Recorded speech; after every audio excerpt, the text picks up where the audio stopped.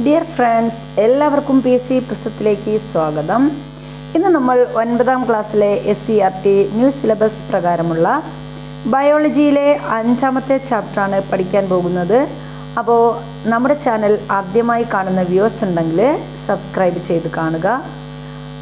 ഇതുവരെ സബ്സ്ക്രൈബ് ചെയ്യാതെ ആരെങ്കിലും കാണുന്നുണ്ടെങ്കിൽ സബ്സ്ക്രൈബ് ചെയ്ത് കാണണേ.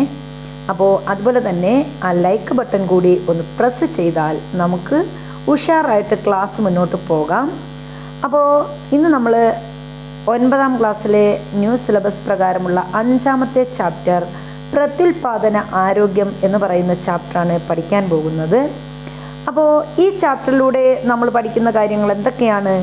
ലിംഗനീതിയും ലിംഗഭേദവും, ആരോഗ്യകരമായ ഗർഭകാലം, ഗർഭസ്ഥ ശിശുവിൻ്റെ വളർച്ച, ഗർഭകാല പരിചരണം, മാതൃത്വം, മുലപ്പാലിൻ്റെ പ്രാധാന്യം, വാക്സിനേഷൻ, ലൈംഗിക രോഗാണുബാധകൾ എന്നിവയെക്കുറിച്ചാണ്. ഇത്രയും കാര്യങ്ങളാണ് നമ്മൾ ഈ ചാപ്റ്ററിലൂടെ പഠിക്കാൻ പോകുന്നത്. ആദ്യം തന്നെ നമ്മൾ ഈ ചാപ്റ്ററിലൂടെ ഒരു പത്രവാർത്തയാണ് വായിക്കാൻ പോകുന്നത്. മാതൃശിശു മരണനിരക്ക് ഏറ്റവും കുറവ് കേരളത്തിൽ. അപ്പോൾ മാതൃശിശു മരണനിരക്ക് ഏറ്റവും കുറഞ്ഞ ഇന്ത്യൻ സംസ്ഥാനം ഏത് എന്ന് ചോദിച്ചാൽ ഏതാണ്? കേരളമാണ്. മാതൃശിശു ആരോഗ്യത്തിൻ്റെ കാര്യത്തിൽ കേരളം വീണ്ടും മുന്നിലെത്തി. രാജ്യത്തെ ഏറ്റവും കുറഞ്ഞ മാതൃശിശു മരണനിരക്ക് ഉള്ള സംസ്ഥാനം ഏതെന്ന് ചോദിച്ചാൽ നമ്മുടെ ഈ കൊച്ചു കേരളമാണ്. കേരളത്തിൽ മാതൃശിശു മരണനിരക്ക് കുറയാനുള്ള കാരണങ്ങൾ എന്തെല്ലാമാണ്? നമുക്ക് അറിയാം എന്തൊക്കെയാണ്. ഉയർന്ന സ്ത്രീ സാക്ഷരത, മികച്ച മാതൃശിശു ആരോഗ്യ പരിപാലന കേന്ദ്രങ്ങൾ, ഗുണമേന്മയുള്ള പൊതുജനാരോഗ്യ പദ്ധതികൾ മുതലായവയാണ് നമ്മുടെ കേരളത്തിൽ മാതൃശിശു മരണനിരക്ക് കുറയുവാനുള്ള കാരണങ്ങളെന്ന് പറയുന്നത്. അതുപോലെ തന്നെ ശരിയായ പോഷകാഹാരവും വിദ്യാഭ്യാസവും ആരോഗ്യ പരിരക്ഷയും ലഭിക്കുന്നത് മാതൃശിശു മരണനിരക്ക് കുറയ്ക്കും. അപ്പോൾ മാതൃശിശു മരണനിരക്ക് കുറയ്ക്കാൻ വേണ്ടി എന്ത് ചെയ്താൽ മതി? ശരിയായ പോഷകാഹാരം, വിദ്യാഭ്യാസം, ആരോഗ്യ പരിരക്ഷ എന്നിവയൊക്കെ ഉണ്ടെങ്കിൽ എന്ത് ചെയ്യാം? മാതൃശിശു മരണനിരക്ക് കുറയ്ക്കാം. സ്ത്രീയുടെയും കുഞ്ഞിൻ്റെയും ആരോഗ്യത്തിന് ആരോഗ്യ വിദഗ്ധരുടെ സേവനം ഗർഭകാലത്തും പ്രസവാനന്തരവും ആവശ്യമാണ്. അപ്പോൾ ഈ കാരണങ്ങൾ കൊണ്ടാണ് നമ്മുടെ കേരളത്തിൽ എന്ത് കുറവ്? ശിശു മരണനിരക്ക് കുറവെന്ന് പറയുന്നത്. പെൺകുട്ടികളുടെ ശാരീരിക സാമൂഹിക സുസ്ഥിതി വരും തലമുറകളുടെ സുരക്ഷ ഉറപ്പുവരുത്തുന്നു. അതിനാൽ ഗുണപ്രദമായ ആരോഗ്യ സേവനങ്ങൾ സ്ത്രീകളുടെ അവകാശമാണ്. ഈ ആശയത്തെ മുൻനിർത്തി പോസ്റ്ററുകൾ തയ്യാറാക്കണം. ഇത് കുട്ടികൾക്കായിട്ടുള്ളതാണ്. ഇനി ഇവിടെ നമ്മൾ പറയുന്നത് ലോകമെമ്പാടും സ്ത്രീകൾക്ക് പരിഗണനയും പരിചരണവും ലഭ്യമാകുന്നതിന് എന്തെങ്കിലും പ്രതിബന്ധങ്ങൾ ഉണ്ടാകുന്നുണ്ടോ? ഇപ്പോൾ ഇവിടെ ചുവടെ ഒരു ലേഖന ഭാഗം തന്നിട്ടുണ്ട്. അത് നമുക്ക് വായിച്ചു നോക്കാം എന്താണെന്ന്. സമൂഹം പുരോഗതി കൈവരിച്ചിട്ടുണ്ടെങ്കിലും പെൺകുട്ടികൾക്ക് മതിയായ വിദ്യാഭ്യാസം ലഭിക്കാത്ത സാഹചര്യം ലോകത്തിൻ്റെ പല ഭാഗങ്ങളിലും ഇപ്പോഴുമുണ്ട്.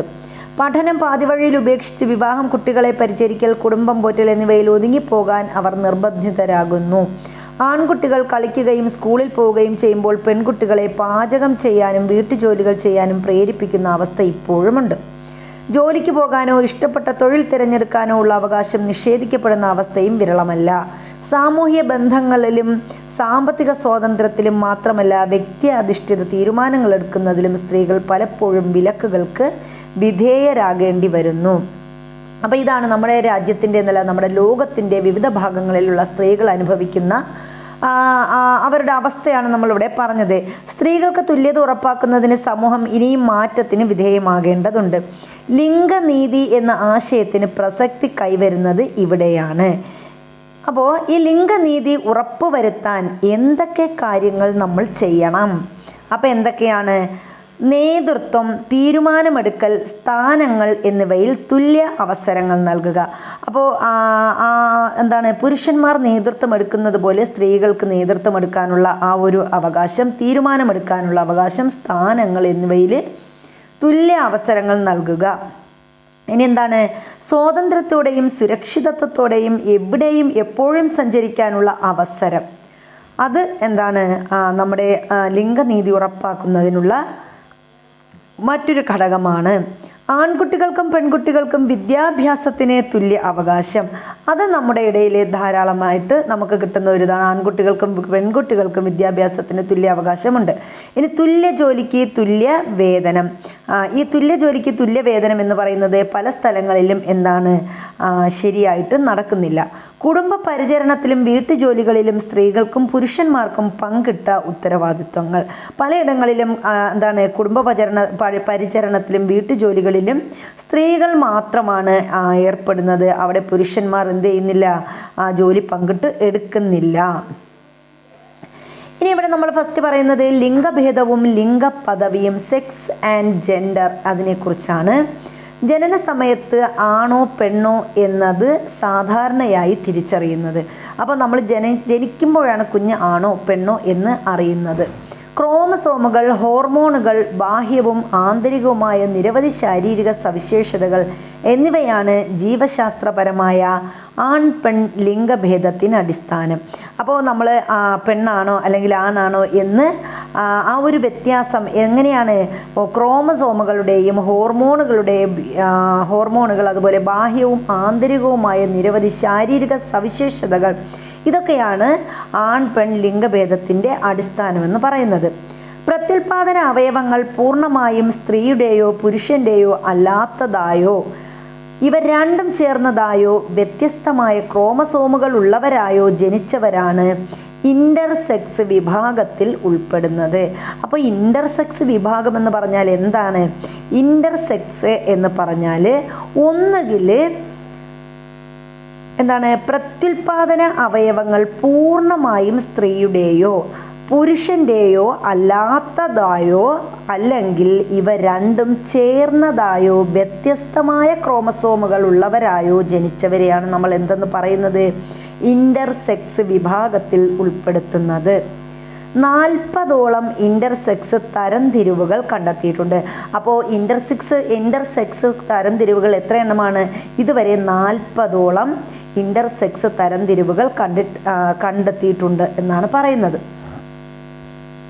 അപ്പോൾ ജനിച്ചപ്പോഴുള്ള ലിംഗത്തോട് യോജിച്ചു പോകുന്നില്ല എന്ന് തിരിച്ചറിഞ്ഞ് സ്വയം ബോധ്യപ്പെട്ട ലിംഗപദവി അനുസരിച്ച് ജീവിക്കാൻ ആഗ്രഹിക്കുന്ന വ്യക്തികളെ പൊതുവിൽ വിളിക്കുന്ന പേരാണ് ട്രാൻസ്ജെൻഡർ. അപ്പോൾ എന്താ ആരാ ട്രാൻസ്ജെൻഡർ? നമ്മൾ നിരവധി ദിവസം പ്രതി കേൾക്കുന്ന ഒരു വാക്കാണ് ഇത് ട്രാൻസ്ജെൻഡർ എന്ന് പറയുന്നത്. അവരുടെ അവകാശങ്ങൾ സംരക്ഷിക്കുന്നു. അപ്പോൾ എന്താണ് ട്രാൻസ്ജെൻഡർ എന്ന് നമ്മൾ അറിഞ്ഞിരിക്കണം. ജനിച്ചപ്പോഴുള്ള ലിംഗത്തോട് യോജിച്ചു പോകുന്നില്ല എന്ന് തിരിച്ചറിഞ്ഞ് എന്ത് ചെയ്യുന്നു? സ്വയം ബോധ്യപ്പെട്ട ലിംഗപദവി അനുസരിച്ച് ജീവിക്കാൻ ആഗ്രഹിക്കുന്ന വ്യക്തികളെയാണ് നമ്മൾ പൊതുവിൽ എന്ത് പറയുന്നത്? ട്രാൻസ്ജെൻഡർ എന്ന് പറയുന്നത്. സമൂഹം വ്യക്തിയുടെ നൈപുണികളോ സവിശേഷതകളോ പരിഗണിക്കാതെ പുരുഷന്മാർക്കും സ്ത്രീകൾക്കും വെവ്വേറെ സ്വഭാവ സവിശേഷതകളും പെരുമാറ്റങ്ങളും ഉത്തരവാദിത്വങ്ങളും ചുമതലകളും നിഷ്കർഷിക്കുകയോ അടിച്ചേൽപ്പിക്കുകയോ ചെയ്യുന്നുണ്ട്. അപ്പോൾ നമ്മുടെ സമൂഹം എന്താണ് വ്യക്തികളുടെ കഴിവെന്ന് നമ്മൾ പരിഗണിക്കാറില്ല. അവരുടെ സ്ത്രീകൾക്കും പുരുഷന്മാർക്കും വെവ്വേറെ സ്വഭാവ സവിശേഷതകളും പെരുമാറ്റങ്ങളും ഉത്തരവാദിത്വങ്ങളും ചുമതലകളും ഒക്കെ സമൂഹം പതിച്ചു നൽകിയിട്ടുണ്ട്. പെൺകുട്ടികൾ ചില ജോലികൾ ചെയ്യാൻ പാടില്ല. ഇനി അതുപോലെ ആൺകുട്ടികൾ കരയാൻ പാടില്ല. അപ്പം ഇതൊക്കെയാണ് നമ്മുടെ സമൂഹത്തിലെ ആൺ പെൺകുട്ടികൾക്ക് തരം തിരിച്ചു കൊടുത്തിരിക്കുന്ന കാര്യങ്ങൾ. അതുപോലെ ലിംഗപദവി രൂപപ്പെടുത്തുന്നത് ഈ പെൺകുട്ടികൾ ആൺകുട്ടികൾ കരയാൻ പാടില്ല, പെൺകുട്ടികൾ ചില ജോലികൾ ചെയ്യാൻ പാടില്ല എന്നിങ്ങനെയുള്ള നിഷ്കർഷകളാണ് ഓരോരുത്തരുടെയും ലിംഗപദവി എന്ത് ചെയ്യുന്നത്? രൂപപ്പെടുത്തുന്നത്.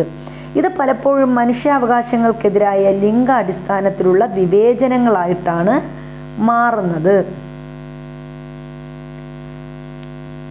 ഇനി ലിംഗനീതി ബോധമുള്ള ജനതയാണ് തുല്യ അവകാശങ്ങളും അവസരങ്ങളും അന്തസ്സും ഉറപ്പാക്കുന്ന നീതിയുക്തമായ ഒരു സമൂഹത്തെ രൂപപ്പെടുത്തുന്നത്. അപ്പോൾ ലിംഗനീതി ബോധമുള്ള ജനത, അതായത് ആൺപെൺ വ്യത്യാസമില്ലാതെ രണ്ടു പേർക്കും തുല്യമായ ഒരു ബോധം ഉള്ള ജനതയാണ് എന്ത് ചെയ്യുന്നത്? തുല്യ അവകാശങ്ങളും അവസരങ്ങളും അന്തസ്സും ഉറപ്പാക്കുന്ന നീതിയുക്തമായ ഒരു സമൂഹത്തെ രൂപപ്പെടുത്തുന്നത്. ലിംഗനീതിബോധവും വിവേചന ബുദ്ധിയും സാമൂഹിക ഇടപെടലുകളും കുട്ടികൾ ആർജിക്കുന്നത് കൗമാര കാലഘട്ടത്തിലാണ്. അപ്പോൾ കൗമാര കാലഘട്ടത്തിൻ്റെ പ്രത്യേകത എന്തൊക്കെയാണ്? ലിംഗനീതിബോധം, വിവേചന ബുദ്ധി, സാമൂഹിക ഇടപെടലുകൾ എന്നിവ കുട്ടികൾ ആർജിക്കുന്നത് ഏത് കാലഘട്ടത്തിലാണ്? കൗമാര കാലഘട്ടത്തിലാണ്.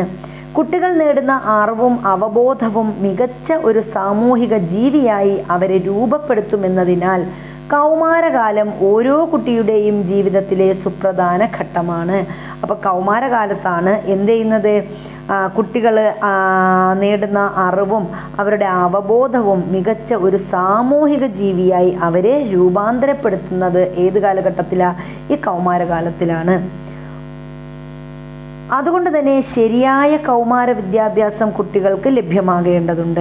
അപ്പോൾ കൗമാര കാലഘട്ടത്തിൽ കുട്ടികൾക്ക് ശരിയായ രീതിയിൽ വിദ്യാഭ്യാസം കൊടുത്തെങ്കിൽ മാത്രമേ അവർ ശരിക്കും ഒരു മികച്ച സാമൂഹിക ജീവിയായി രൂപപ്പെടുകയുള്ളൂ.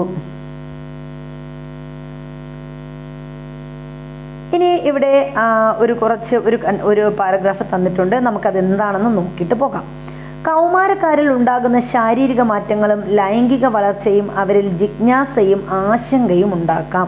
അപ്പോൾ കൗമാരക്കാരിൽ ഉണ്ടാക്കുന്ന ശാരീരിക മാറ്റങ്ങൾ, അതുപോലെ ലൈംഗിക വളർച്ച, ഇതൊക്കെ അവരിൽ എന്ത് ചെയ്യുന്നു? ജിജ്ഞാസ ഉണ്ടാക്കാം, ആശങ്കയൊക്കെ ഉണ്ടാക്കാം.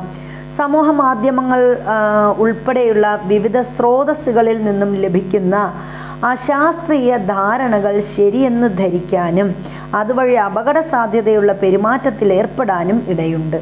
തങ്ങളുടെ നേർക്കുണ്ടാകുന്ന നോട്ടവും സ്പർശവും പ്രലോഭനവും വിവേചന ബുദ്ധി ഉപയോഗിച്ച് ശരിയായതിനെ തിരിച്ചറിയാനും തെറ്റായവയ്ക്ക് നേരെ ശക്തമായി നോ പറയാനും പ്രതികരിക്കാനുമുള്ള ആർജവവും ശേഷിയും രൂപപ്പെടുത്താനുള്ള ഘട്ടം കൂടിയാകണം കൗമാരം എന്ന് പറയുന്നത്. അപ്പോൾ കൗമാര കാലഘട്ടം എന്ന് പറയുന്നത് പ്രതികരണശേഷി, അതുപോലെ ആർജവശേഷി അങ്ങനെയൊക്കെ ആർജിച്ചെടുക്കേണ്ട അല്ലെങ്കിൽ അങ്ങനെ രൂപപ്പെടുത്താനുള്ളൊരു ഘട്ടം കൂടിയാണ് കൗമാരഘട്ടം എന്ന് പറയുന്നത്. ഏത് സന്ദർഭത്തിലായാലും വാക്കുകൾക്കും പ്രവൃത്തികൾക്കും സ്വയം അതിര് കൽപ്പിക്കുകയും മറ്റുള്ളവരുടെ സ്വാതന്ത്ര്യത്തെയും അഭിമാനത്തെയും വിലകൽപ്പിക്കുകയും ചെയ്യുന്ന പെരുമാറ്റം ആണ് ഉണ്ടാകേണ്ടത്. വിവിധ മാർഗങ്ങളിലൂടെ ലഭിക്കുന്ന ഏത് വിജ്ഞാനവും പരീക്ഷിക്കുന്നതിന് മുമ്പ് കൃത്യമായ വിലയിരുത്തൽ ആവശ്യമാണ്. ഇതിന് സ്വയം കഴിയാത്ത സാഹചര്യത്തിൽ രക്ഷിതാക്കൾ, അധ്യാപകർ, ആരോഗ്യ പ്രവർത്തകർ, സ്കൂൾ കൗൺസിലർ എന്നിവരുടെ സഹായം തേടാവുന്നതാണ്. അപ്പോൾ ഇതൊക്കെയാണ് കൗമാര കാലഘട്ടത്തിൽ ഒരു കുട്ടി ചെയ്യേണ്ട കാര്യങ്ങളാണ് ഇവിടെ പറഞ്ഞത്. ഒരു കുട്ടിയുടെ ജീവിതത്തിലെ സുപ്രധാന ഘട്ടമാണ് കൗമാരം അഥവാ അഡോളസൻസ് എന്ന് പറയുന്നത്. അപ്പം നമുക്കറിയാം ഒരു കുട്ടിയുടെ ജീവിതത്തിൽ ഏറ്റവും സുപ്രധാനമായ ഘട്ടം ഏതാണ് എന്ന് ചോദിച്ചാൽ ഏതാണ്? അത് കൗമാര കാലഘട്ടമാണ്. ഈ ഘട്ടത്തിൽ ശരീരത്തിൽ ധാരാളം മാറ്റങ്ങൾ ഉണ്ടാകുന്നു. അപ്പോൾ കൗമാര കാലഘട്ടത്തിൻ്റെ പ്രത്യേകത എന്താണ്? ഈ ഘട്ടത്തിൽ ശരീരത്തിൽ ധാരാളം മാറ്റങ്ങൾ ഉണ്ടാകുന്നു. ഈ മാറ്റങ്ങളെക്കുറിച്ച് അതായത് പ്രധാനപ്പെട്ട മാറ്റങ്ങൾ എന്താണ്? മുഖ്യ മാറ്റങ്ങൾക്ക് കാരണങ്ങൾ എന്തൊക്കെയാണ്? അതായത് ഈ മാറ്റങ്ങളെക്കുറിച്ച് മനസ്സിലാക്കിയിട്ട് മുഖ്യ മാറ്റങ്ങൾ എന്തൊക്കെയാണ്, അതിനുള്ള കാരണങ്ങൾ എന്തൊക്കെയാണെന്നാണ് കണ്ടെത്താൻ പറഞ്ഞിരിക്കുന്നത്. അപ്പോൾ നമുക്കറിയാം പ്രധാനമായിട്ടുള്ള മാറ്റങ്ങൾ എന്തൊക്കെയാണ്? ആൺകുട്ടികളിൽ ശുക്ലോൽപാദനവും പെൺകുട്ടികളിൽ ആർത്തവവും ആരംഭിക്കുന്നതോടെയാണ് പ്രത്യുൽപാദന ശേഷി കൈവരുന്നത്. അപ്പോൾ കൗമാര കാലഘട്ടത്തിൻ്റെ ഒരു സവിശേഷത എന്ന് പറയുന്നത് ആൺകുട്ടികളിൽ എന്താണ്? ശുക്ലോൽപാദനം നടക്കുന്നു. പെൺകുട്ടികളിലാണെങ്കിൽ ആർത്തവം എന്ത് ചെയ്യുന്നു? ആരംഭിക്കുന്നു. ഈ പ്രത്യുൽപാദന ശേഷിയാണ് കൗമാര കാലഘട്ടത്തിൽ കൈവരുന്നത്. ഈ സന്ദർഭത്തിൽ സവിശേഷമായ ചില മാറ്റങ്ങൾക്ക് ശരീരം വിധേയമാകുന്നു. അപ്പോൾ ഈ സമയത്ത് എന്ത് ചെയ്യുന്നു? ശരീരത്തിൽ പല മാറ്റങ്ങളും ഉണ്ടാകുന്നു. അതെന്തൊക്കെയാണെന്ന് നമ്മൾ നോക്കുന്നത്. പ്രായപൂർത്തി എത്തുന്നതോടെ ആൺകുട്ടികളുടെ പ്രത്യുൽപാദന അവയവങ്ങളുടെ വളർച്ചയും വികാസവും വേഗത്തിലാകുന്നു. അപ്പോൾ ഒരു പ്രത്യേകത എന്ന് പറയുന്നത് പ്രായപൂർത്തിയാകുന്നതോടെ ആൺകുട്ടികളുടെ പ്രത്യുൽപാദന അവയവങ്ങളുടെ വളർച്ചയും വികാസവും എങ്ങനെയാണ്? വേഗത്തിലാകുന്നു. ശുക്ലോൽപാദനം ആരംഭിക്കും. ലിംഗത്തിലേക്കുള്ള രക്തപ്രവാഹം വർദ്ധിക്കുന്നതോടെ ലിംഗോദ്ധാരണം നടക്കും. അപ്പം ലിംഗത്തിലേക്ക് രക്തപ്രവാഹം വർദ്ധിക്കുന്നതോടെ ലിംഗോദ്ധാരണം നടക്കും. അതുപോലെ ശുക്ലോൽപാദനം ആരംഭിക്കുന്നത് ഈ പ്രായപൂർത്തി കാലഘട്ടത്തിലാണ്. അതുപോലെ പ്രത്യുൽപാദന അവയവങ്ങളുടെ വളർച്ചയും വികാസവും വേഗത്തിലാകും. ഇതൊക്കെയാണ് ഈ കാലഘട്ടത്തിൽ നടക്കുന്നത്. ഇനി ഈ ഘട്ടത്തിൽ ചിലപ്പോൾ രാത്രികാലങ്ങളിൽ ഉറക്കത്തിൽ ശുക്ലവിസർജനം നടക്കാം. അപ്പോൾ ഈ ഘട്ടത്തിൻ്റെ ഒരു പ്രത്യേകത എന്ന് പറഞ്ഞാൽ ഈ കാലഘട്ടത്തിൽ എന്താണ്, രാത്രികാലങ്ങളിൽ ഉറക്കത്തിൽ ഈ ഒരു ശുക്ലവിസർജനം നടക്കാം എന്നാണ് പറയുന്നത്. ഇത്തരം സ്വാഭാവിക ശാരീരിക മാറ്റങ്ങൾ വളർച്ചയുടെ അടയാളങ്ങളാണ്. അപ്പോൾ ഇതൊക്കെ എന്ന് പറഞ്ഞാൽ സ്വാഭാവിക ശാരീരിക മാറ്റങ്ങളാണ്. ഇതാണ് ഈ ആൺകുട്ടികളിലെ വളർച്ചയുടെ അടയാളങ്ങളെന്ന് പറയുന്നത്. ഓരോരുത്തരും പ്രായപൂർത്തിയാകുന്നത് വ്യത്യസ്തമായ ഗതിയിലും വേഗതയിലുമാണ്. അപ്പോൾ ഓരോരുത്തരും പ്രായപൂർത്തിയാകുന്നതിന് വ്യത്യസ്ത ഘട്ടങ്ങളുണ്ട്, വ്യത്യസ്ത വേഗതകൾ ഉണ്ട്. അങ്ങനെയാണ് ഓരോരുത്തരും എന്ത് ചെയ്യുന്നത്, പ്രായപൂർത്തിയിലോട്ട് കടക്കുന്നത്. ഇനി പെൺകുട്ടികളിൽ ഉണ്ടാകുന്ന മുഖ്യ മാറ്റങ്ങളായ അണ്ടോത്സർജനം അഥവാ ഓവുലേഷൻ, ആർത്തവം എന്നിവയെക്കുറിച്ചും നമുക്ക് മനസ്സിലാക്കിയിട്ടുണ്ട്. അപ്പോൾ എന്താണ്, നമുക്കറിയാം പെൺകുട്ടികളിലാണെങ്കിൽ എന്തുണ്ട്, മുഖ്യമാറ്റമാണ് അണ്ടോത്സർജനം നടക്കുന്നു, അല്ലെങ്കിൽ ഈ പ്രായപൂർത്തിയാകുന്നതോടെ ആർത്തവം ഉണ്ടാകുന്നു. ഇതൊക്കെയാണ് പെൺകുട്ടികളിൽ ഉണ്ടാകുന്ന മാറ്റങ്ങളെന്ന് പറയുന്നത്.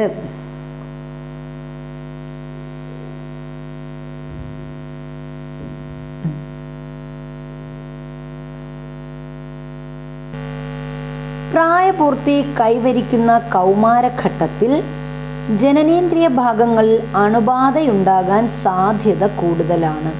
അപ്പോൾ പ്രായപൂർത്തി കൈവരിക്കുന്ന കാലഘട്ടത്തിൽ, കൗമാര കാലഘട്ടത്തിൽ ജനനേന്ദ്രിയ ഭാഗങ്ങളിൽ അണുബാധയുണ്ടാകാൻ സാധ്യത കൂടുതലാണ്. ഇത് തടയാൻ എന്ത് ചെയ്യണം, ഈ ഭാഗങ്ങൾ വീര്യം കുറഞ്ഞ സോപ്പ് ലായനി ഉപയോഗിച്ച് കഴുകാൻ പ്രത്യേകം ശ്രദ്ധിക്കണം. ഈർപ്പം ഫംഗസ് അണുബാധയ്ക്ക് ഇടയാക്കും.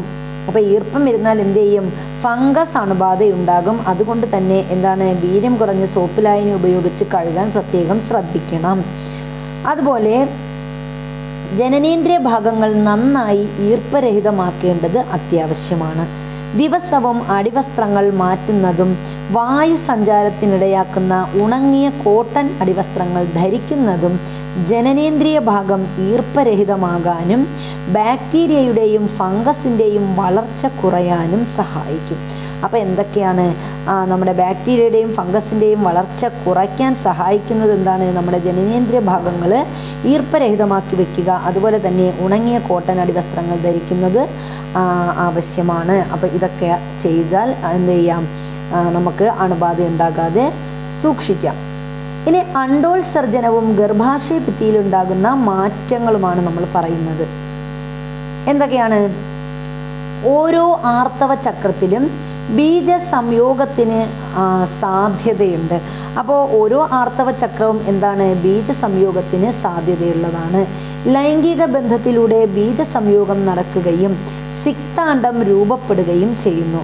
അപ്പോൾ ലൈംഗിക ബന്ധത്തിലൂടെ എന്ത് ചെയ്യുന്നു, ബീജസംയോഗം നടക്കുകയും അവിടെ എന്ത് രൂപപ്പെടുന്നു, സിക്താണ്ഡം അഥവാ സൈഗോട്ട് രൂപപ്പെടുന്നു. തുടർന്ന് ഗർഭധാരണം മുതൽ പ്രസവം വരെ നിരവധി മാറ്റങ്ങൾക്ക് ശരീരം വിധേയമാകുന്നു.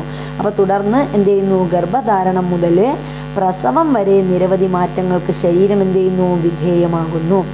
ഇതിന് തുടക്കമിടുന്നതാണ് ബീജസംയോഗ പ്രക്രിയ. അപ്പോൾ ഗർഭധാരണം മുതൽ പ്രസവം വരെ നിരവധി മാറ്റങ്ങൾക്ക് ശരീരം വിധേയമാകുന്നു എന്ന് നമ്മൾ പറഞ്ഞു. ഇതിനുള്ള തുടക്കമാണ് എന്ത്, ബീജസംയോഗ പ്രക്രിയ എന്ന് പറയുന്നത്. ചുവടെ നൽകിയ വിവരണം സൂചകങ്ങളെ അടിസ്ഥാനമാക്കി വിശകലനം ചെയ്ത് ബീജസംയോഗത്തെക്കുറിച്ച് ധാരണ കൈവരിക്കാനായിട്ട് കുട്ടികളോട് പറഞ്ഞിരിക്കുന്ന ഒരു ഇതാണ്.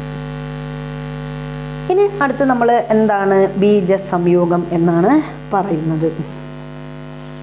അപ്പോൾ എന്താണ് ബീജസംയോഗം എന്ന് നോക്കാം. ലൈംഗിക ബന്ധത്തിലൂടെ പുരുഷലിംഗം യോനി നാളത്തിലേക്ക് നിക്ഷേപിക്കുന്ന ശുക്ലത്തിൽ ഏകദേശം 400 ദശലക്ഷം പുംബീജങ്ങൾ ഉണ്ടായിരിക്കും. അപ്പോൾ നമുക്ക് അവിടെ ഒരു ക്വസ്റ്റ്യൻ ഉണ്ട്. എന്താണ്, ലൈംഗിക ബന്ധത്തിലൂടെ പുരുഷലിംഗം യോനി നാളത്തിലേക്ക് നിക്ഷേപിക്കുന്ന ശുക്ലത്തിൽ ഏകദേശം എത്ര പുംബീജങ്ങളാണ് ഉണ്ടാവുക? ഏകദേശം 400 ദശലക്ഷം പുംബീജങ്ങൾ ഉണ്ടായിരിക്കും.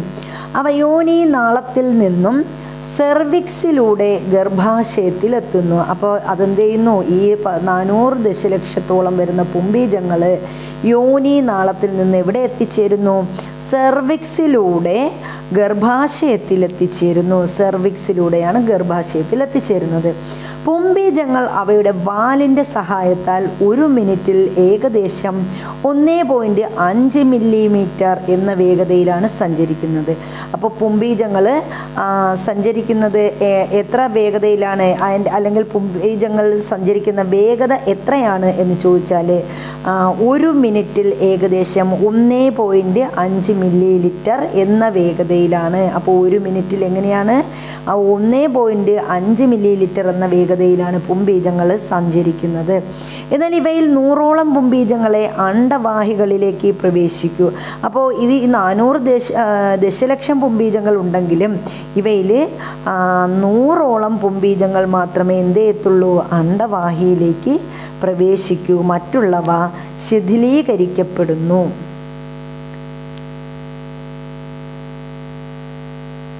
ഇനി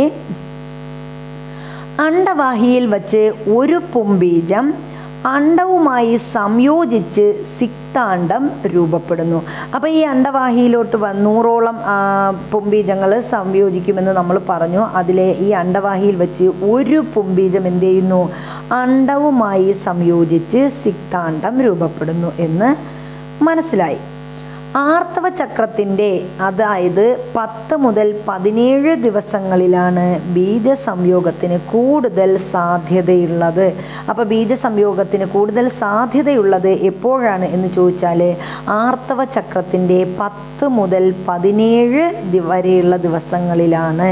അപ്പോൾ ആർത്തവം കഴിഞ്ഞ് 10 മുതൽ 17 വരെയുള്ള ദിവസങ്ങൾക്കിടയിലാണ് എന്ത് നടക്കുന്നത്? ബീജസംയോഗം നടക്കുന്നത്. ഇനി പുംബീജങ്ങൾ അണ്ഡവാഹിയിലെത്തുന്ന വിധം, ബീജസംയോഗം നടക്കുന്ന ഭാഗം, സിക്താണ്ഡത്തിൻ്റെ രൂപപ്പെടൽ. സിക്താണ്ഡം ഒറ്റ കോശമല്ലേ? ഇതെങ്ങനെയാണ് അനേകം കോശങ്ങളുള്ള കുഞ്ഞായി മാറുന്നത്? ഇതൊക്കെ ഇവിടെ ഒരു കുട്ടിയുടെ സംശയമാണ്. ഇനി നമ്മൾ ഇവിടെ അണ്ഡോത്സർജനം അഥവാ ഓവുലേഷൻ നടന്ന ശേഷം ഒരു അണ്ഡത്തിന് 72 മണിക്കൂർ നേരത്തേക്ക് നിലനിൽക്കാനാകും. അപ്പോൾ നമ്മൾ എന്താ പറഞ്ഞത്?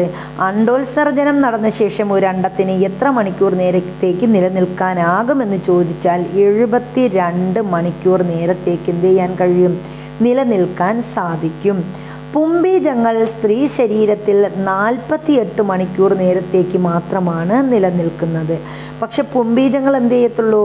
സ്ത്രീ ശരീരത്തിൽ 48 മണിക്കൂർ മാത്രമേ എന്ത് ചെയ്യുള്ളൂ? നിലനിൽക്കുകയുള്ളൂ.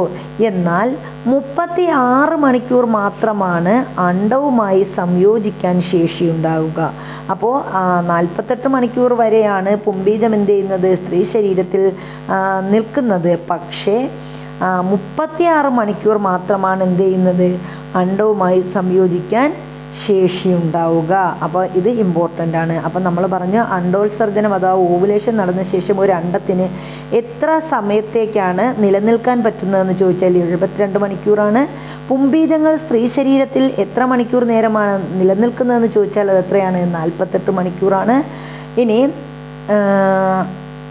എത്ര സമയമാണ് അണ്ഡവുമായി സംയോജിക്കാൻ ശേഷി ഉണ്ടാവുക എന്ന് ചോദിച്ചാൽ എത്രയാണ്? 36 മണിക്കൂറാണ്.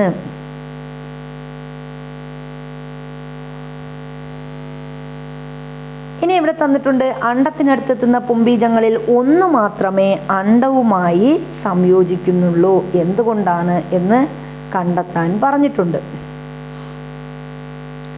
അപ്പോൾ ഇവിടെ നമ്മുടെ സിക്താണ്ഡത്തിൻ്റെ വളർച്ച അതിൻ്റെ ഒരു ചിത്രം തന്നിട്ടുണ്ട്. സിക്താണ്ഡത്തിൻ്റെ വളർച്ചയുടെ ഒരു ചിത്രമാണ് ഇവിടെ തന്നിരിക്കുന്നത്. അപ്പോൾ നമുക്ക് നോക്കാം. ഇതാണ് നമ്മുടെ സിക്താണ്ഡം. അപ്പോൾ ഇതാണ് സിക്താണ്ഡം. ഇതൊരൊറ്റ കോശമാണ്. അപ്പോൾ ഇതെന്ത് ചെയ്യുന്നു? ഇത് തുടർച്ചയായ കോശവിഭജനവും ഭ്രൂണവികാസവും വന്നിട്ട് ഇത് വീണ്ടും ഇങ്ങനെ 2ആയി വിഭജിക്കുന്നു. പിന്നെ അത് 4ആയി വിഭജിക്കുന്നു. പിന്നെ ഇത് മോറുല എന്ന ഒരു അവസ്ഥയിലോട്ട് വരുന്നു. പിന്നെ അതെന്ത് ചെയ്യുന്നു?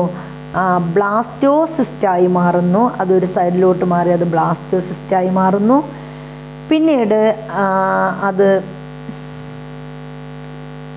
എൻഡോമെട്രിയം വഴി അതെന്ത് ചെയ്യുന്നു അതിനുശേഷം ബ്ലാസ്റ്റോസിസ്റ്റിൽ നിന്ന് അതെന്ത് ചെയ്യുന്നു ഇംപ്ലാന്റേഷൻ ആവുന്നു.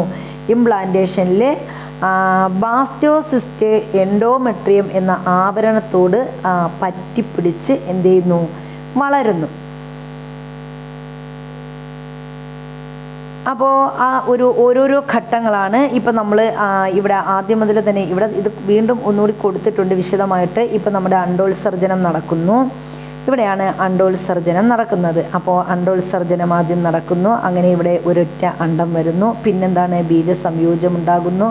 പിന്നെ ഈ പുംബീജം എന്ത് ചെയ്യുന്നു സിക്താണ്ഡവുമായി ചേർന്ന് പിന്നെയാണ് ഇങ്ങനെ ഇതെന്ത് ചെയ്യുന്നത് നമ്മുടെ എൻഡോമെട്രിയത്തിൽ കൂടി എന്ത് ചെയ്യുന്നു അണ്ടാശയത്തിലേക്ക് എത്തിച്ചേരുന്നു.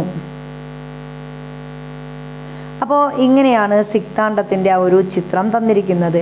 ഇനി ഇവിടെ അതിന് വിശദമാക്കി തന്നിട്ടുണ്ട്. നമുക്ക് എങ്ങനെയാണെന്ന് നോക്കാം. അപ്പോൾ ഭ്രൂണ വളർച്ചയെക്കുറിച്ചാണ് നമ്മളിവിടെ പറയുന്നത്. ഭ്രൂണ വളർച്ച എങ്ങനെയാണ് എന്ന് നോക്കാം. ബീജസംയോഗത്തെ തുടർന്ന് സിക്താണ്ഡം കോശവിഭജനത്തിന് വിധേയമാകുന്നു. അപ്പോൾ ബീജസംയോഗം നടന്നു കഴിയുമ്പോൾ ഈ സിക്താണ്ഡം എന്ന ഒറ്റ കോശം എന്ത് ചെയ്യുന്നു കോശവിഭജനത്തിന് വിധേയമാകുന്നു. 3-4 ദിവസത്തിനുള്ളിൽ മോറുല, അതായത് 16 മുതൽ 32 കോശങ്ങൾ എന്നറിയപ്പെടുന്ന കോശങ്ങളുടെ ഒരു കൂട്ടം രൂപപ്പെടുന്നു. അപ്പോൾ 3-4 ദിവസത്തിനുള്ളിൽ ഈ സിക്താണ്ഡം എന്ത് ചെയ്യുന്നു കോശവിഭജനത്തിന് വിധേയമായിട്ട് സിക്താണ്ഡം മോറുല ആ ഒരു സ്റ്റേജിലെത്തുന്നു. മോറുല എന്ന് പറഞ്ഞാൽ 16-32 കോശങ്ങൾ ഉള്ള ആ ഒരു അവസ്ഥയാണ് മോറുല എന്ന് പറയുന്നത്. ഈ കോശങ്ങൾ രൂപപ്പെട്ടു കഴിഞ്ഞാൽ 5 മുതൽ 6 വരെ ദിവസമാകുമ്പോൾ, അപ്പം 5 മുതൽ 6 വരെ ദിവസമാകുമ്പോൾ മോറുല എന്ത് ചെയ്യുന്നു ദ്രവം നിറഞ്ഞ ബ്ലാസ്റ്റോസിസ്റ്റായി വികസിക്കുന്നു. അപ്പോൾ ഈ മോറുല 5-6 ദിവസമാകുമ്പോൾ എന്ത് ചെയ്യുന്നു മോറുല ദ്രവം നിറഞ്ഞ ബ്ലാസ്റ്റോസിസ്റ്റായി വികസിക്കുന്നു. അപ്പോൾ ഈ മോറുലയാണ് എന്തായി മാറുന്നത് ബ്ലാസ്റ്റോസിസ്റ്റായി വികസിക്കുന്നത്. ബ്ലാസ്റ്റോസിസ്റ്റ് ഗർഭാശയ ഭിത്തിയിലെ ആന്തരപാളിയായ എൻഡോമെട്രിയത്തിൽ പറ്റിപ്പിടിച്ച് വളരുന്നു.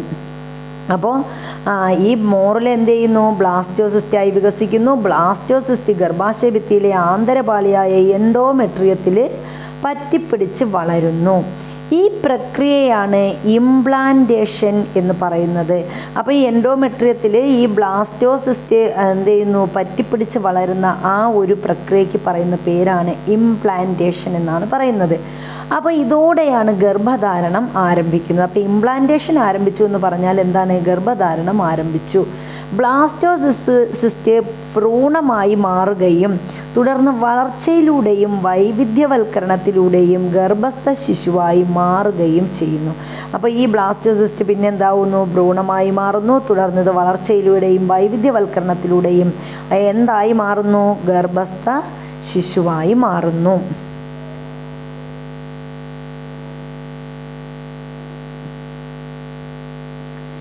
ഇനി ഗർഭസ്ഥ ശിശുവിന് പോഷകങ്ങൾ ലഭിക്കുന്നതും ശരീരത്തിൽ നിന്ന് മാലിന്യങ്ങൾ നീക്കം ചെയ്യപ്പെടുന്നതും എങ്ങനെയായിരിക്കും? അപ്പോൾ ഇവിടെ ഒരു കുട്ടിയുടെ സംശയമാണ്. എന്താണ് കുട്ടിയുടെ സംശയം ശ്രദ്ധിച്ചല്ലോ. അപ്പോൾ ഇവിടെ നമുക്ക് നോക്കാം. എന്താണ് പ്ലാസൻ്റ, അതുപോലെ പൊക്കിൾ കൊടി, അമ്നിയോട്ടിക് ദ്രവം ഇതൊക്കെ ഇവിടെ തന്നിട്ടുണ്ട്. അപ്പോൾ ഇവിടെ ചിത്രം തന്നിട്ടുണ്ട്. എന്താണ് ഒരു കുട്ടി നമ്മുടെ ഗർഭാശയ ഭിത്തിയിൽ, അതായത് ഗർഭസ്ഥ ശിശുവിനെയാണ് ആ ഒരു ചിത്രമാണ് ഇവിടെ തന്നിരിക്കുന്നത്. ഇനി അതിൽ പ്ലാസൻ്റ തന്നിട്ടുണ്ട്. ഈ പുറമേയുള്ള ഈ ഒരു ഭാഗം ഇതാണ് എന്ത് പ്ലാസൻ്റ എന്ന് പറയുന്നത്. ബ്ലാസ്റ്റോസിസ്റ്റ് ഗർഭാശയ ഭിത്തിയിലേക്ക് പറ്റിപ്പിടിച്ച ശേഷം രൂപപ്പെടുന്ന താൽക്കാലിക സംവിധാനമാണ് പ്ലാസൻ്റ എന്ന് പറയുന്നത്. അപ്പം നമ്മൾ പറഞ്ഞു ബ്ലാസ്റ്റോസിസ്റ്റ് എന്ത് ചെയ്യുന്നു ഗർഭാശയ ഭിത്തിയിലേക്ക് പറ്റിപ്പിടിക്കുന്നു. ആ സമയത്ത് എന്ത് ചെയ്യുന്നു അതായത് എൻഡോമെട്രിയത്തിലേക്ക് എന്ത് ചെയ്യുന്നു പറ്റിപ്പിടിച്ചിരിക്കുന്നു. ആ സമയത്ത് രൂപപ്പെടുന്ന ഒരു താൽക്കാലിക സംവിധാനമാണ് എന്തെന്ന് പറയുന്നത് ഈ പ്ലാസൻ്റ എന്ന് പറയുന്നത്. ഭ്രൂണകലകളും ഗർഭാശയകലകളും ചേർന്നാണ് ഇത് രൂപപ്പെടുന്നത്. അപ്പോൾ പ്ലാസൻ്റ രൂപപ്പെടുന്നത് ഏതൊക്കെ ചേർന്നാണ്? ഭ്രൂണകലകളും ഗർഭാശയകലകളും ചേർന്നാണ് ഏത് രൂപപ്പെടുന്നത്? പ്ലാസൻ്റ രൂപപ്പെടുന്നത്. ഇനി അടുത്ത് നമ്മൾ പറയുന്നത് എന്താണ്? അമ്നിയോണാണ്. അമ്നിയോൺ. ഈ നമ്മുടെ അമ്നിയോൺ എന്ന് പറയുന്നത് ഈ പ്ലാസൻ്റയ്ക്ക് തൊട്ട് താഴെയായിട്ട് തൊട്ട് അടുത്താണ് എന്ത് കാണപ്പെടുന്നത്? അമ്നിയോൺ കാണപ്പെടുന്നത്. വളർച്ചയുടെ പ്രാരംഭഘട്ടത്തിൽ ഭ്രൂണകോശങ്ങളിൽ നിന്ന് രൂപപ്പെടുന്ന ആവരണമാണ് എന്തെന്ന് പറയുന്നത്? ഈ അമ്നിയോൺ എന്ന് പറയുന്നത്. അപ്പോൾ അമ്നിയോൺ എന്ന് പറഞ്ഞാൽ ഈ കാണുന്നതാണ് അമ്നിയോൺ. അതായത് ഇവിടെ നിന്ന് രണ്ടാമത് കാണുന്ന ഈ മുട്ടയുടെ ആകൃതിയുള്ള രണ്ടാമത്തെ ആ ഒരു ഭാഗം. അപ്പോൾ ഈ അമ്നിയോൺ എന്ന് പറയുന്നത് വളർച്ചയുടെ പ്രാരംഭഘട്ടത്തിൽ ഭ്രൂണകോശങ്ങളിൽ നിന്ന് രൂപപ്പെടുന്ന ഒരു ആവരണമാണ് ഏത്? അമ്നിയോൺ എന്ന് പറയുന്നത്. ഇനി ഈ അമ്നിയോട്ടിക് ദ്രവം എന്താണ്? അമ്നിയോട്ടിക് ദ്രവം ഇതിനകത്ത് കാണപ്പെടുന്ന ഈ ഒരു ദ്രവമാണ് അമ്നിയോട്ടിക് ദ്രവം എന്ന് പറയുന്നത്. അമ്നിയോൺ എന്ന ആവരണത്തിനുള്ളിൽ കാണപ്പെടുന്നതാണ് അമ്നിയോട്ടിക് ദ്രവം. ഗർഭസ്ഥ ശിശുവിൻ്റെ നിർജ്ജലീകരണം തടയുന്നത് എന്താണ്? ഈ അമ്നിയോട്ടിക് ദ്രവമാണ്. അപ്പം നമ്മൾ പറയാറില്ലേ വെള്ളം ചില കുട്ടികൾക്ക് വെള്ളം കൂടുതലുണ്ട് എന്ന് പറയും, ചിലർക്ക് വെള്ളം കുറവാണ്, ചിലർക്ക് വെള്ളം പൊട്ടിപ്പോകുന്നു. ഇതൊക്കെ നമ്മൾ പറയുന്ന എന്താണ്? ഇത് ആണ് അമ്നിയോൺ എന്ന ഈ ആവരണത്തിനുള്ളിൽ കാണപ്പെടുന്ന ആ ഒരു ദ്രവമാണ് അമ്നിയോട്ടിക് ദ്രവം എന്ന് പറയുന്നത്. ഗർഭസ്ഥ ശിശുവിൻ്റെ നിർജ്ജലീകരണം തടയുന്നത് എന്താണ്? ഈ അമ്നിയോട്ടിക് ദ്രവമാണ്. അതുപോലെ തന്നെ ബാഹ്യക്ഷതങ്ങളിൽ നിന്ന് ശിശുവിനെ സംരക്ഷിക്കുന്നതും എന്താണ്? ഈ അമ്നിയോട്ടിക് ദ്രവമാണ്. ഇനി നമ്മൾ അത് കഴിഞ്ഞ് പറയുന്നത് എന്താ? അടുത്തതാണ് ഈ സാധനം. ഇതാണ് പൊക്കിൾ കൊടി എന്ന് പറയുന്നത്. പ്ലാസൻ്റയിൽ നിന്ന് രൂപപ്പെടുന്നതാണ് എന്ത്? പൊക്കിൾ കൊടി എന്ന് പറയുന്നത്. ഇവിടെയാണ് പ്ലാസൻ്റ. ഇതിൽ നിന്നാണ് എന്തുണ്ടാകുന്നത്? പൊക്കിൾ കൊടി ഉണ്ടാകുന്നത്. അപ്പോൾ പ്ലാസൻ്റയിൽ നിന്നാണ് പൊക്കിൾ കൊടി രൂപം കൊള്ളുന്നത്. ഇതുവഴി ഓക്സിജനും പോഷകങ്ങളും ഗർഭസ്ഥ ശിശുവിൻ്റെ ശരീരത്തിലെത്തുകയും മാലിന്യങ്ങൾ നീക്കം ചെയ്യപ്പെടുകയും ചെയ്യുന്നു. അപ്പോൾ ഗർഭസ്ഥ ശിശുവിൻ്റെ ശരീരത്തിൽ പോഷകങ്ങളും അതുപോലെ തന്നെ ഓക്സിജനും എത്തുന്നത് ഏതിലൂടെയാണ്? പൊക്കിൾ കൊടിയിലൂടെയാണ്. അതുപോലെ തന്നെ മാലിന്യങ്ങൾ നീക്കം ചെയ്യപ്പെടുന്നതും ഏത് വഴിയാണ്? ഈ പൊക്കിൾ കൊടിയിലൂടെയാണ്. അപ്പോൾ ഇനി നമ്മൾ പറയുന്നത് പ്ലാസൻ്റ രൂപപ്പെടലും അതിൻ്റെ ധർമ്മവും നമ്മൾ പറഞ്ഞു. അമ്നിയോട്ടിക് ദ്രവം അതിൻ്റെ ധർമ്മം പറഞ്ഞു. ഇനി എന്താണ്? ഗർഭസ്ഥ ശിശു മലമൂത്ര വിസർജനം നടത്താറുണ്ടോ എന്നിവിടെ ചോദിച്ചിട്ടുണ്ട്. അപ്പോൾ ഈ ഗർഭസ്ഥ ശിശുവിൻ്റെ മാലിന്യങ്ങളൊക്കെ പോകുന്നത് ഏത് വഴിയാണ്? ഇത് പൊക്കിൾ കൊടി വഴിയാണ്. ഇനി ഗർഭധാരണത്തിന് ശേഷം കുഞ്ഞ് ജനിക്കുന്നത് വരെയുള്ള കാലഘട്ടത്തെയാണ് ഗർഭകാലഘട്ടം എന്ന് പറയുന്നത്. അപ്പോൾ ഗർഭധാരണം കഴിഞ്ഞു, ഇനി എന്താണ്? കുഞ്ഞ് ജനിക്കുന്നത് വരെയുള്ള ആ ഒരു കാലഘട്ടത്തേക്ക് പറയുന്ന പേരാണ് ഗർഭകാലഘട്ടം അഥവാ ജസ്റ്റേഷൻ പീരീഡ് എന്ന് നമ്മൾ പറയും. മനുഷ്യനിൽ ഇത് 270 മുതൽ 280 ദിവസം വരെയാണ്. അപ്പോൾ മനുഷ്യരുടെ ഗർഭകാലഘട്ടം എത്രയാണ് എന്ന് ചോദിച്ചാൽ 270 മുതൽ 280 വരെയുള്ള കാലഘട്ടമാണ് മനുഷ്യരിലെ ഗർഭസ്ഥ കാലഘട്ടം എന്ന് പറയുന്നത്. ഗർഭസ്ഥ ശിശുവിൻ്റെ വളർച്ച സൂചിപ്പിക്കുന്ന ചിത്രീകരണം ഇവിടെ തന്നിട്ടുണ്ട്. അത് നമുക്ക് നോക്കാം. ഇതാണ് ഒരു ഗർഭസ്ഥ ശിശുവിൻ്റെ വളർച്ച കാണിക്കുന്ന ആ ഒരു ചിത്രം. അപ്പോൾ 1 മുതൽ 3 മാസം വരെ ആ ഒരു ചിത്രമാണ് ഈ തന്നിരിക്കുന്നത്. എന്താണ്? 1 മുതൽ 3 മാസം വരെയുള്ള കാലഘട്ടം, അതിനെ ഒന്നാം ത്രൈമാസം, അതാണ് ഒന്നാം ത്രൈമാസം എന്ന് പറയും. ഇനി 4 മുതൽ 6 മാസം വരെയാണെങ്കിൽ എന്താണ്? രണ്ടാം ത്രൈമാസം. മൂന്നാം ത്രൈമാസം എന്ന് പറയുന്നത് 7 മുതൽ 9 മാസം വരെയാണ്. അപ്പോൾ ഇങ്ങനെയും ചോദിക്കാം, ഗർഭസ്ഥ ശിശുവിൻ്റെ വളർച്ചയെ സൂചിപ്പിക്കുന്ന രണ്ടാം ത്രൈമാസം ഏത് മുതൽ ഏത് വരെയാണ്? 4 മാസം മുതൽ 6 മാസം വരെയാണ് രണ്ടാം ത്രൈമാസം. ഇനി മൂന്നാം ത്രൈമാസം ഏതാണ്? 7 മുതൽ 9 മാസം വരെയാണ്. ഒന്നാം ത്രൈമാസം എന്ന് പറഞ്ഞാൽ 1 മുതൽ 3 മാസം വരെയാണ്. ഇതാണ് ഒരു കണക്കെന്ന് പറയുന്നത്. ഇനി ഈ ഒന്നാം ത്രൈമാസത്തിൻ്റെ പ്രത്യേകത എന്തൊക്കെയാണ്? അതായത് 1 മുതൽ 3 മാസം വരെയുള്ള കാലഘട്ടത്തിൽ എന്തൊക്കെ സംഭവിക്കുന്നു? ഹൃദയമിടിപ്പ് ആരംഭിക്കുന്നു. ഗർഭസ്ഥ ശിശുവിലെ ഹൃദയമിടിപ്പ് ആരംഭിക്കുന്നത് 1-ാം മാസത്തിലാണ്. കൈകാലുകളും വിരലുകളും രൂപപ്പെടുന്നു. അപ്പോൾ കുട്ടിക്ക് കൈകാലുകൾ, വിരലുകൾ ഒക്കെ രൂപപ്പെടുന്നത് 1 മുതൽ 3 മാസം വരേക്ക് ഇടയിലുള്ള കാലഘട്ടത്തിലാണ്. ലൈംഗിക അവയവങ്ങളും അവയവ വ്യവസ്ഥകളും രൂപപ്പെടുന്നതും എപ്പോഴാണ്? 1-ാം ത്രൈമാസത്തിലാണ്. അപ്പോൾ ഒന്നാം ത്രൈമാസത്തിലെ പ്രത്യേകത എന്തൊക്കെയാണെന്ന് ചോദിച്ചാൽ ഹൃദയമിടിപ്പ് ആരംഭിക്കുന്നു, കൈകാലുകളും വിരലുകളും രൂപപ്പെടുന്നു, ലൈംഗിക അവയവങ്ങളും അവയവ വ്യവസ്ഥയും രൂപപ്പെടുന്നതൊക്കെ ഒന്നാം ത്രൈമാസത്തിലാണ്. ഇനി രണ്ടാം ത്രൈമാസത്തിൻ്റെ പ്രത്യേകത എന്താണ്? തലമുടിയുടെയും ശരീരരോമങ്ങളുടെയും വളർച്ച ഈ 4 മുതൽ 6 മാസം വരെയുള്ള കാലഘട്ടത്തിലാണ്. തലമുടിയുടെയും ശരീരരോമങ്ങളുടെയും വളർച്ചയുണ്ടാകുന്നത് രണ്ടാം ത്രൈമാസത്തിലാണ്. ഗർഭസ്ഥ ശിശുവിൻ്റെ ചലനം, ഗർഭസ്ഥ ശിശു ചലിച്ചു തുടങ്ങുന്നത് നമ്മൾ പറയില്ലേ 4 മാസം മുതലാണ് ഗർഭസ്ഥ ശിശു എന്ത് ചെയ്യുന്നത്? ചലിച്ചു തുടങ്ങുന്നത്. ഇനി കൺപോളകൾ തുറക്കുന്നു. ഗർഭസ്ഥ ശിശുവിൻ്റെ കൺപോളകൾ തുറക്കുന്നത് എപ്പോഴാണ്? ഈ രണ്ടാം ത്രൈമാസത്തിലാണ്, അതായത് 4-നും 6-നും ഇടയിലുള്ള ആ ഒരു കാലഘട്ടത്തിൽ. ഇനി കൺപീലികൾ രൂപപ്പെടുന്നതും എപ്പോഴാണ്? രണ്ടാം ത്രൈമാസത്തിലാണ്. ഇനി മൂന്നാം ത്രൈമാസത്തിൻ്റെ പ്രത്യേകത എന്താണ്? ശ്വാസകോശം പൂർണ്ണ വളർച്ചയെത്തുന്നു. അപ്പോൾ ശ്വാസകോശം പൂർണ്ണ വളർച്ചയെത്തുന്നത് എപ്പോഴാണ്? 7 മുതൽ 9 മാസം വരെയാണ്. അതുപോലെ ശരീര വലിപ്പം കൂടുന്നു. ശരീരം പെട്ടെന്ന് എന്ത് ചെയ്യും? വലിപ്പം കൂടുന്നതും ഈ 7 മുതൽ 9 മാസത്തിനിടയിലുള്ള കാലഘട്ടത്തിലാണ്. ശരീരഭാരം വർദ്ധിക്കുന്നതും എപ്പോഴാണ്? മൂന്നാം ത്രൈമാസത്തിലാണ്. അപ്പോൾ ശ്വാസകോശം പൂർണ്ണമായി വളർച്ചയെത്തുന്നത് ഏത് സമയത്തെന്ന് ചോദിക്കാം. എന്നിട്ട് ഒന്നാം ത്രൈമാസം, രണ്ടാം ത്രൈമാസം ഇതൊക്കെ ഓപ്ഷൻ തരാം. അപ്പോൾ ശ്വാസകോശം പൂർണ്ണമായി വളർച്ചയെത്തുന്നത് എപ്പോഴാണ്? മൂന്നാം ത്രൈമാസത്തിലാണ്. എന്നാൽ ഹൃദയമിടിപ്പ് ആരംഭിക്കുന്നത് എപ്പോഴെന്ന് ചോദിച്ചാൽ ഒന്നാം ത്രൈമാസത്തിലാണ്.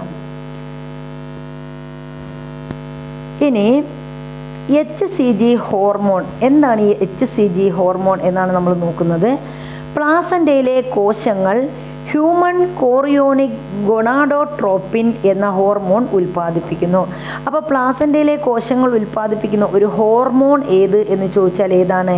അതാണ് HCG അഥവാ ഹ്യൂമൻ കോറിയോണിക് ഗൊണാഡോട്രോപ്പിൻ എന്ന് പറയുന്നത്. ഈ ഹ്യൂമൻ കോറിയോണിക് ഗൊണാഡോട്രോപ്പിൻ എന്ന് പറയുന്ന ഒരു ഹോർമോൺ ഉൽപ്പാദിപ്പിക്കുന്നത് ആരാ? പ്ലാസൻ്റയിലെ കോശങ്ങളാണ്. ഗർഭാവസ്ഥയുടെ ആദ്യ ആഴ്ചയിൽ ശരീരത്തിൽ ഈ ഹോർമോണിൻ്റെ അളവ് അതിവേഗം ഉയരുന്നു. അപ്പോൾ ഗർഭാവസ്ഥയുടെ ആദ്യ ആഴ്ചയിലാണ് നമ്മുടെ ശരീരത്തിൽ എന്ത് ചെയ്യുന്നത്? ഈ HCG എന്ന് പറയുന്ന ഹോർമോണിൻ്റെ അളവ് അതിവേഗം ഉയരുന്നത്. ഈ ഹോർമോൺ ഗർഭാശയത്തിൻ്റെ ആന്തരപാളി നിലനിർത്തുകയും പ്രൊജസ്ട്രോണിൻ്റെ ഉൽപ്പാദനം ഉത്തേജിപ്പിക്കുകയും ചെയ്യുന്നു. അപ്പോൾ ഹോർമോൺ ഏതാണ്? HCG എന്ന് പറയുന്ന ഈ ഹോർമോൺ ഗർഭാശയത്തിൻ്റെ ആന്തരപാളി നിലനിർത്തുകയും പ്രൊജസ്ട്രോണിൻ്റെ ഉൽപ്പാദനത്തെ ഉത്തേജിപ്പിക്കുകയും ചെയ്യുന്നു. അപ്പോൾ പ്രൊജസ്ട്രോണിൻ്റെ ഉൽപ്പാദനം ഉത്തേജിപ്പിക്കുന്ന ഹോർമോൺ ഏതാണ്? HCG അഥവാ ഹ്യൂമൻ കോറിയോണിക് ഗൊണാഡോട്രോപ്പിൻ എന്ന് പറയുന്ന ഹോർമോണാണ്. ഇനി മൂത്രത്തിലോ രക്തത്തിലോ HCG സാന്നിധ്യമുണ്ടെങ്കിൽ ഗർഭധാരണം നടന്നു എന്ന് ഉറപ്പാക്കാം. അപ്പോൾ നമ്മുടെ മൂത്രത്തിലോ അല്ലെങ്കിൽ രക്തത്തിലോ HCG സാന്നിധ്യമുണ്ടെങ്കിൽ എന്തെന്ന് നമുക്ക് ഉറപ്പിക്കാൻ കഴിയും? ഗർഭധാരണം നടന്നു എന്ന് ഉറപ്പിക്കാം. വീട്ടിൽ വെച്ച് പോലും ഗർഭനിർണയ കിറ്റുകളുടെ സഹായത്തോടെ ഈ പരിശോധന എന്ത് ചെയ്യാൻ പറ്റും? സാധ്യമാക്കാൻ പറ്റും. ഇനി ഗർഭസ്ഥ ശിശുവിൻ്റെ ആരോഗ്യകരമായ വളർച്ചയ്ക്കായി മാതാവിൻ്റെ ശരീരം നിരവധി മാറ്റങ്ങൾക്ക് വിധേയമാകുന്നുണ്ട്. അപ്പോൾ നമ്മുടെ ഗർഭസ്ഥ ശിശുവിൻ്റെ ആരോഗ്യകരമായ വളർച്ചയ്ക്കായിട്ട് മാതാവിൻ്റെ ശരീരം നിരവധി മാറ്റങ്ങൾക്ക് വിധേയമാകുന്നുണ്ടെന്ന് പറഞ്ഞു. ഈ മാറ്റങ്ങൾക്ക് കാരണം ഗർഭകാലഘട്ടത്തിൽ ഉൽപ്പാദിപ്പിക്കുന്ന ഹോർമോണുകളുടെ പ്രവർത്തനമാണ്. അപ്പോൾ ഗർഭസ്ഥ ശിശുവിൻ്റെ ആരോഗ്യകരമായ വളർച്ചയ്ക്ക് മാതാവിൻ്റെ ശരീരത്തിൽ നിരവധി മാറ്റങ്ങളുണ്ടെന്ന് പറഞ്ഞു. ഈ മാറ്റങ്ങൾക്ക് കാരണം ഗർഭകാലഘട്ടത്തിൽ ഉൽപ്പാദിപ്പിക്കുന്ന ഹോർമോണുകളുടെ പ്രവർത്തനമാണ്.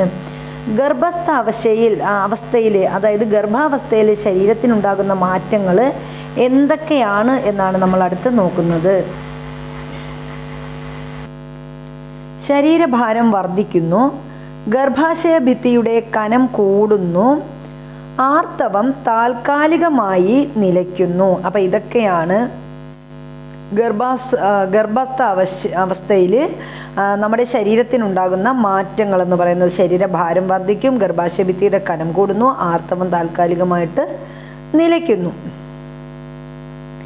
ഇനി ഇതോടൊപ്പമുള്ള മാനസിക വ്യതിയാനങ്ങൾ വൈകാരിക അസന്തുലിതാവസ്ഥ, ഉത്കണ്ഠ എന്നിവയും ഈ സമയത്ത് ഉണ്ടാകാം. അപ്പോൾ ഇനി ഇത് കൂടാതെ എന്തൊക്കെയാണ് മാനസിക വ്യതിയാനങ്ങൾ, വൈകാരിക അസന്തുലിതാവസ്ഥ, ഉത്കണ്ഠ എന്നിവയൊക്കെ ഈ ഗർഭസ്ഥ അവസ്ഥയിൽ ഉണ്ടാകാം. ഈ മാറ്റങ്ങളിൽ ഭൂരിഭാഗവും പ്രസവാനന്തരം പൂർവ്വസ്ഥിതി പ്രാപിക്കുന്നവയാണ്. അപ്പോൾ ഇതിൽ കൂടുതലും എന്ത് ചെയ്യും, പ്രസവാനന്തരം പൂർവ്വസ്ഥിതി പ്രാപിക്കുന്നു. ഇനി അമ്മ മനസ്സ് എന്ന് പറഞ്ഞ് ഒരു ഇത് തന്നിട്ടുണ്ട്. എന്താണ്? ഗർഭകാലം, പ്രസവം എന്നിവയോടനുബന്ധിച്ചുണ്ടാകുന്ന മാനസിക സംഘർഷങ്ങൾക്ക് പരിഹാരം നൽകുന്ന കൗൺസിലിംഗ് സേവനത്തിനാണ് 1055 നമ്പറിൽ വിളിച്ചാൽ മതി എന്നാണ് പറയുന്നത്. 1056 സോറി 55 അല്ല കേട്ടോ, 56 ആണ്. അപ്പോൾ ഈ 1056 എന്ന് പറയുന്ന നമ്പർ എന്ന് പറയുന്നത് നമ്മുടെ ദിശയിലെ നമ്പറാണ്. 1056 എന്ന് പറയുന്ന നമ്പറിലേക്ക് വിളിച്ചാൽ എന്ത് ചെയ്യാം, ഈ ഗർഭസ്ഥ കാലയളവിൽ ഉണ്ടാകുന്ന മാനസിക സംഘർഷങ്ങൾക്ക് പരിഹാരം നൽകുന്ന കൗൺസിലിംഗ് ലഭിക്കുന്നു. അപ്പോൾ കൗൺസിലിംഗ് സേവനത്തിന് വിളിക്കേണ്ട നമ്പർ ഏതാണ്? 1056. ഇത് ദിശ എന്ന് പറയുന്ന നമ്പറിലാണ് വിളിക്കുന്നത്, ദിശ. അപ്പം ഇതാണ് 1056, ദിശയുടെ നമ്പറാണ് 1056 എന്ന് പറയുന്നത്. ഇനി നമ്മൾ അടുത്ത് പറയുന്നത് ഗർഭകാല പരിചരണത്തെക്കുറിച്ചാണ് പറയുന്നത്.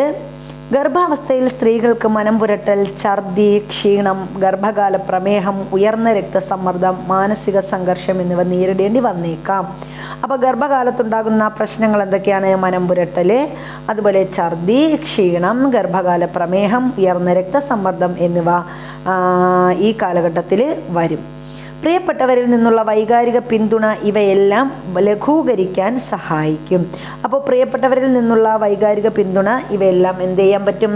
ലഘൂകരിക്കാമെന്നാണ് പറയുന്നത്. ഗർഭിണി സമീകൃത ആഹാരം കഴിക്കുന്നുണ്ടെന്നും അവർക്ക് ആവശ്യത്തിന് വിശ്രമം ലഭിക്കുന്നുണ്ടെന്നും പതിവായി ഗർഭകാല പരിശോധനകളിൽ പങ്കെടുക്കുന്നുണ്ടെന്നും കുടുംബാംഗങ്ങളും ആരോഗ്യ പ്രവർത്തകരും ഉറപ്പാക്കേണ്ടതുണ്ട്. ഇനി ഗർഭിണിയുടെ ശാരീരിക മാനസിക ആരോഗ്യത്തെ സ്വാധീനിക്കുന്ന വിവിധ ഘടകങ്ങളുണ്ട്. അപ്പോൾ എന്തൊക്കെയാണ്?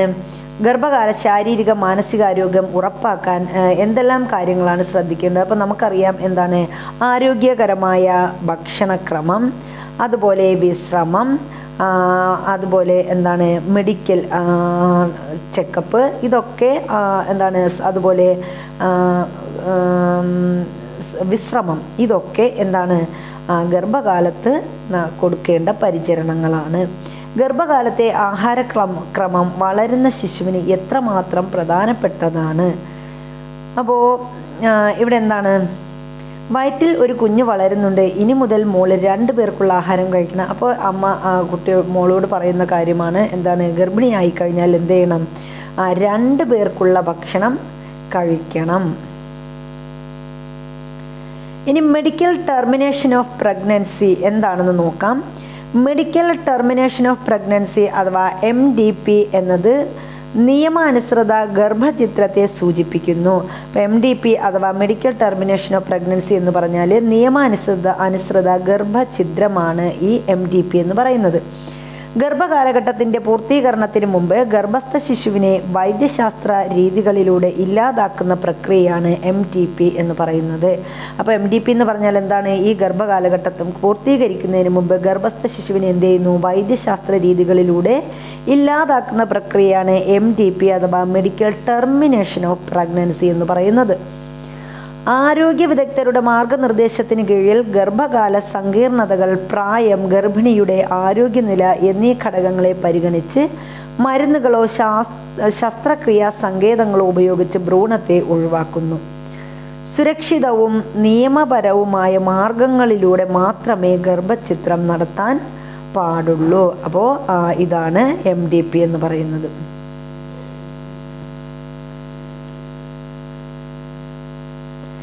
ഗർഭിണികൾക്ക് iron, folic acid, calcium, vitamin D എന്നിവ അനിവാര്യമാണ്. അപ്പോൾ ഗർഭിണികൾക്ക് ആവശ്യമായ എന്താണ് അനിവാര്യമായ ഘടകങ്ങൾ ഏതൊക്കെയെന്ന് ചോദിച്ചാൽ നമുക്ക് പറയാം. അയൺ, അതുപോലെ folic acid, calcium, vitamin D എന്നിവ അനിവാര്യമാണ്. ഇതിനായി പച്ചക്കറികൾ, പഴങ്ങൾ, ഇലക്കറികൾ, ധാന്യങ്ങൾ, മത്സ്യം, മാംസം, മുട്ട, പാലുൽപ്പന്നങ്ങൾ എന്നിവ ആഹാരത്തിൽ ഉൾപ്പെടുത്തേണ്ടതുണ്ട്. ഒപ്പം മതിയായ അളവിൽ വെള്ളം കുടിക്കേണ്ടതും നിർബന്ധമാണ്. അപ്പോൾ ഗർഭിണികൾ കഴിക്കേണ്ട ആഹാര സാധനങ്ങളാണ് നമ്മൾ പറഞ്ഞത്. എന്തൊക്കെയാണ്? പച്ചക്കറികൾ, പഴവർഗ്ഗങ്ങൾ, ഇലക്കറികൾ, ധാന്യങ്ങൾ, മത്സ്യം, മാംസം, മുട്ട, പാലുൽപ്പന്നങ്ങൾ ഇവയൊക്കെ ആഹാരത്തിൽ ഉൾപ്പെടുത്തേണ്ടതാണ്. ഒപ്പം എന്ത് ചെയ്യണം? ധാരാളം മതിയായ അളവിൽ വെള്ളം കുടിക്കേണ്ടതും നിർബന്ധമാണ്. നാരുകൾ അടങ്ങിയ ഭക്ഷണ പദാർത്ഥങ്ങൾ ദഹനത്തിനും മലബന്ധം തടയുന്നതിനും സഹായിക്കുന്നു. അപ്പോൾ നാരുകൾ അടങ്ങിയ ഭക്ഷണം ഉപയോഗിക്കുന്നതിലൂടെ എന്ത് ചെയ്യാം? ദഹനം എളുപ്പമാകുന്നു, മലബന്ധം തടയുന്നു. ഗർഭസ്ഥ ശിശുവിൻ്റെ വളർച്ചയ്ക്ക് ആവശ്യമായ പ്രോട്ടീനും മാതാവിൻ്റെ ഊർജ ആവശ്യങ്ങൾക്കുള്ള കാർബോഹൈഡ്രേറ്റും കൊഴുപ്പും ലഭിക്കുന്ന വിഭവങ്ങൾ ആഹാരക്രമത്തിൽ ഉൾപ്പെടുത്തേണ്ടത് അത്യാവശ്യമാണ്. അപ്പോൾ ഗർഭിണിയുടെ ആഹാരത്തിൽ എന്തൊക്കെയാണ് ഉൾപ്പെടുത്തേണ്ടത്? ഗർഭസ്ഥ ശിശുവിൻ്റെ വളർച്ചയ്ക്ക് ആവശ്യമായ പ്രോട്ടീനും മാതാവിൻ്റെ ഊർജാവശ്യങ്ങൾക്കുള്ള കാർബോഹൈഡ്രേറ്റും കൊഴുപ്പും ലഭിക്കുന്ന വിഭവങ്ങൾ ആഹാരത്തിൽ ഉൾപ്പെടുത്തണം. ഉപ്പ്, മധുരം, കൊഴുപ്പ് എന്നിവ അടങ്ങിയ ആഹാര പദാർത്ഥങ്ങളുടെ അമിതമായ ഉപയോഗം നിയന്ത്രിക്കേണ്ടതാണ്.